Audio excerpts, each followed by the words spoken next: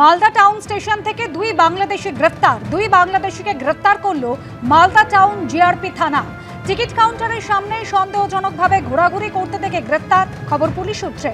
ধৃতদের নাম সফিকুল আলম এবং মোহাম্মদ সোনি। ধৃত দুই বাংলাদেশি চাপাই নবাবগঞ্জ এবং জামালপুরের বাসিন্দা। দুদিন আগেই কালিয়াচক বা বৈষ্ণবনগর সীমান্ত দিয়ে অবৈধভাবে ঢোকার অভিযোগ তাদের বিরুদ্ধে।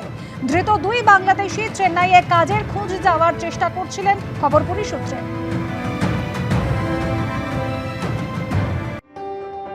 ছাত্র রাজনীতি থেকে এবার পরিষদীয় রাজনীতির ময়দানে লড়াই অনেকটাই কঠিন। তার উপর প্রতিপক্ষ বিজেপির অর্জুন সিং এর মতো হেভিওয়েট। নোয়াপাড়ার তৃণমূল প্রার্থী তিনাঙ্কুর ভট্টাচার্যের এখন দম ফেলার সময় নেই, তবে এই গরমে মাটি কামড়ে পড়ে থাকতে গেলে শরীরও ঠিক রাখতে হবে, তাই খাওয়া দাওয়ার দিকেও নজর রাখতেই হচ্ছে। তৃণাঙ্কুরের প্রাতরাশ একেবারেই ছিমছাম।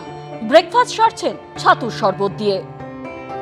সকালে সাধারণত একটু ছাতু খেয়ে বেরোচ্ছে, এছাড়াও একটা রুটি আলু ভাজা, এটা আমার পছন্দের মেনু। প্রধানত আমি শনি মঙ্গলবার নিরামিষ খাই। এমনিতে আমিষ খান, তবে শনিবার নিরামিষ। দুপুরে ভাতের সঙ্গে খান ডাল, আলু ভাজা, ঘি, ছানার কোপ্তা, পাঁপড়।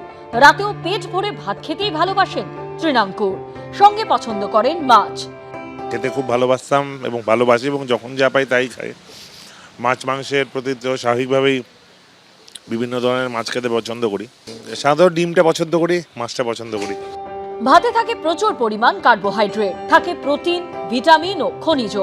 ডালে থাকে আয়রন, প্রোটিন, ফাইবার, খনিজ এবং কার্বোহাইড্রেটের মতো পুষ্টি উপাদান। সবজিতে থাকে প্রচুর পরিমাণে ভিটামিন ও খনিজ পদার্থ। মাছে থাকে প্রচুর পরিমাণে প্রোটিন। মাছ থেকে বাড়তি ভিটামিন এ ও ক্যালসিয়ামও পাওয়া যায়। হাতে আর দিন কয়েক, মাপা খাবারে শরীর চাঙ্গা রেখে ছুটছেন তৃণাঙ্কুর। সমীরণ পাল, এবিপি আনন্দ।